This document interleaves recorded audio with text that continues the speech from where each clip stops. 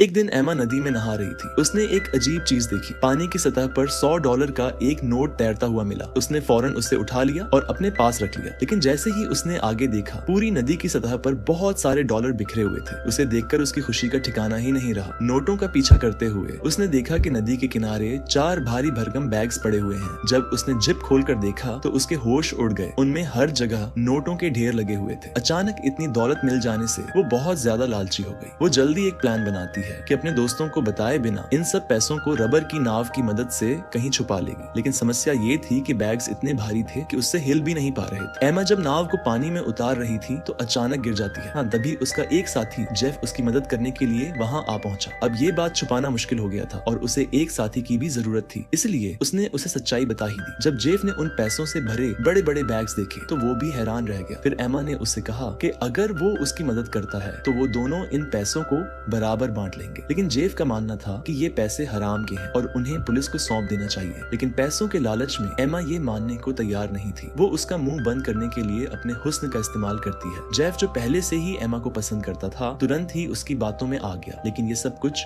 दूसरे साथी विक्टर ने देख लिया, जो एमा का एक्स बॉयफ्रेंड था। एमा और जेफ को करीब देखकर विक्टर को बहुत गुस्सा आया। एमा ने विक्टर को भी मनाने की कोशिश की और उसे वादा किया कि उसे भी इसमें हिस्सा मिलेगा। लेकिन विक्टर एक ईमानदार इंसान था और उसका मानना था कि ऐसी सस्पिशियस जगह पर मिले पैसों को पुलिस को सौंपना ही सही है। जब विक्टर किसी भी तरह से मानने को तैयार नहीं हुआ तो जेफ ने उसे जोर लगाकर मनाने की कोशिश की। लेकिन विक्टर अपने फैसले पर अडिग था। वो अकेला ही वापस मुड़कर चला जाता है। गुस्से में भरे एमा और जेफ विक्टर की परवाह किए बिना पैसों को रबर की नाव पर मजबूती से बांधते हैं और दोनों जंगल के बाहर की ओर बढ़ने लगते हैं। लेकिन जैसे ही वे जंगल से बाहर निकलते हैं, दोनों को एक अचानक झटका लगता है, क्योंकि किनारे पर एक बड़ी भीड़ दिखाई देती है और साथ में 2 पुलिस वाले भी मौजूद हैं। दोनों बहुत ज्यादा नर्वस होते हैं, लेकिन खुद को शांत दिखाने की कोशिश करते हैं। तभी परेशानी और बढ़ जाती है जब पैसों का एक हिस्सा बैग से गिरने लगता है। एमा तुरंत पैसे समेटने लगती है और किसी तरह दोनों किनारे पर पहुंच जाते हैं। लेकिन जब वे अपने बैग्स चेक करते हैं तो उनकी हैरानी का ठिकाना नहीं रहता, क्योंकि अब सिर्फ 3 बैग्स ही बचे थे। गड़बड़ी में उन्होंने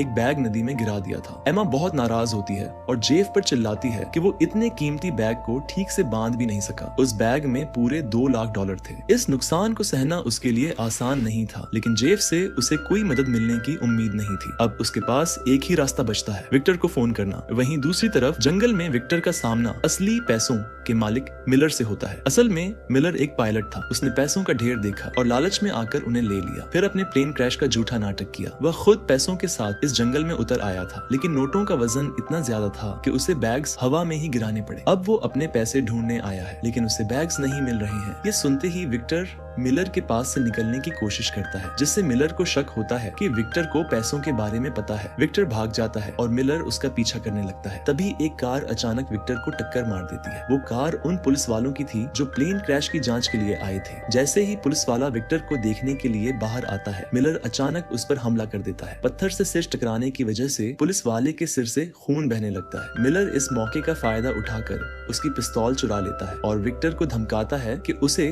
उसके दोस्तों के पास ले चले। असली हथियार देखकर विक्टर मजबूरी में मान जाता है। इस बीच एमा और जेफ विक्टर का इंतजार कर रहे होते हैं। उन्हें लगा था कि विक्टर उनकी मदद करने के लिए आएगा, लेकिन तभी मिलर पुलिस की कार लेकर वहां पहुंचता है। पुलिस की कार देखकर एमा और जेफ को शक होता है कि विक्टर ने उन्हें धोखा दिया है। वे जल्दी से नाव में बैठकर भागने की कोशिश करते हैं, लेकिन तभी वे देखते हैं कि विक्टर को बंधक बना लिया गया है और उनसे कहा जा रहा है कि वे सारे पैसे लौटा दें। तभी पीछे घायल पुलिस वाले को होश आता है और वो अचानक मिलर को पीछे से पकड़ लेता है। घबराया हुआ मिलर गलती से गोली चला देता है, जिससे पुलिस वाले की जान चली जाती है। ये देखते ही मिलर को एक पल के लिए एहसास होता है कि उसने कितनी बड़ी गलती की है। इसी बीच विक्टर, एमा और जेफ नाव पर सवार होकर वहाँ से भागने लगते हैं, जिससे मिलर गुस्से में आग बबूला हो जाता है और उनसे बदला लेने के लिए वह पुलिस की कार से स्नाइपर राइफल निकालता है और निशाना लगाते हुए उन पर फायरिंग करने लगता है। लेकिन उसकी निशानेबाजी इतनी बेकार थी कि गोली हर बार चूक जाती है। डर के मारे कांपते हुए तीनों जल्दी किनारे पर पहुंच जाते हैं, लेकिन इस बीच विक्टर को एक गोली छूकर चली जाती है। फिर भी तीनों तुरंत पैसे समेटते हैं और भागने लगते हैं। भागते समय एमा अचानक से फिसल जाती है और उसका पैर मुड़ जाता है। उन्हें थोड़ी देर के लिए रुकना पड़ता है, लेकिन वो यह नहीं जानते कि बैग में से पैसे गिरते जा रहे थे और मिलर उन्हें समेटते हुए उन तक पहुंचने ही वाला था। ये देखकर तीनों एक बार फिर से भागने लगते हैं और एक सुरंग के पास पहुंचते हैं, वही जगह जहां वे बचपन में छिपन छिपाई खेला करते थे। वे जल्दी से बैग को सुरंग के अंदर फेंकते हैं और बारी बारी से अंदर घुस जाते हैं। सुरंग में हल्की सी टॉर्च की रोशनी में वे आगे बढ़ने लगते हैं क्योंकि उन्हें पता था कि आगे एक रास्ता बाहर की ओर जाता है, लेकिन थोड़ी दूर चलते ही उनका रास्ता सूखी लकड़ियों से अटक जाता है। एमा अपने चाकू से उसे काटने लगती है। ऊपर मिलर को बहुत गुस्सा आता है क्योंकि उसने उन्हें खो दिया था और वो निराश होकर बैठ जाता है। उसकी मेहनत का सारा पैसा किसी और के हाथ में चला गया था। सुरंग के अंदर विक्टर और एमा के बीच बहस छिड़ जाती है। विक्टर का मानना था कि यह सब एमा की लालच की वजह से हुआ और वह चाहता था कि बाहर निकलते ही सारे पैसे पुलिस को सौंप दे, लेकिन एमा जो पैसों के लालच में पूरी तरह अंधी हो चुकी थी, इस बात को बिल्कुल मानने को तैयार नहीं थी कि वो पैसे चोरी के थे। वह गुस्से में विक्टर को बेवकूफ कह देती है और बताती है कि इसी वजह से मैंने तुम्हें छोड़ दिया था, जिससे विक्टर का दिल टूट जाता है। लेकिन उनकी ऊंची आवाज ने मिलर की उम्मीद फिर से जगा दी और वो उनकी आवाज का पीछा करने लगता है। एमा की लालच के सामने विक्टर को मजबूरन झुकना पड़ता है और तीनों फिर से भागने लगते हैं। उन्हें यह अंदाजा भी नहीं था कि मिलर बिना आवाज किए उनके बेहद करीब आ चुका था। जैसे ही जेफ उस पेड़ की सूखी टहनियों को पार करने की कोशिश करता है, मिलर उसका पैर पकड़ लेता है। आगे एमा पैसे के बैग को छोड़ने को तैयार नहीं थी जो कि जेफ की गर्दन में लटका हुआ था। दोनों के बीच मानो रस्साकशी शुरू हो जाती है। हर कोई हार मानने को तैयार नहीं था। वे पैसों के लालच में भूल जाते हैं कि इंसान की जान दांव पर है। फिर अचानक जोर से खींचने पर जेफ की गर्दन चटक जाती है और उसकी जान चली जाती है। एमा को उसकी मौत की कोई परवाह नहीं होती। वह सिर्फ पैसे चाहती थी। चाकू से बैग का पट्टा काटकर वह पैसे लेकर विक्टर के पास चली जाती है, लेकिन वह जेफ की मौत का जिक्र नहीं करती। वह झूठ बोलती है कि जेफ अंदर फंसा हुआ है और विक्टर को उसकी मदद करने के लिए भेज देती है। जैसे ही विक्टर अंदर जाने लगता है, एमा मौका पाकर एक रस्सी पकड़कर एक सुरक्षित जगह पर चढ़ जाती है। विक्टर मदद करने के लिए वहां पहुंचता है और उसे एहसास होता है कि एमा ने उसे धोखा दिया है, क्योंकि वहां उसका इंतजार कर रहा था मिलर और उसकी बंदूक। खुशनसीबी से विक्टर समय रहते प्रतिक्रिया करता है और बच निकलने में कामयाब हो जाता है। फिर एमा विक्टर को ऊपर आने का इशारा करती है, लेकिन जैसे ही विक्टर आधे रास्ते में पहुंचता है, एमा रस्सी काट देती है। विक्टर नीचे गिरकर अपनी जान से हाथ धो बैठता है। उसकी इस चाल को देखकर मिलर भी दंग रह जाता है। फिर वह धीरे धीरे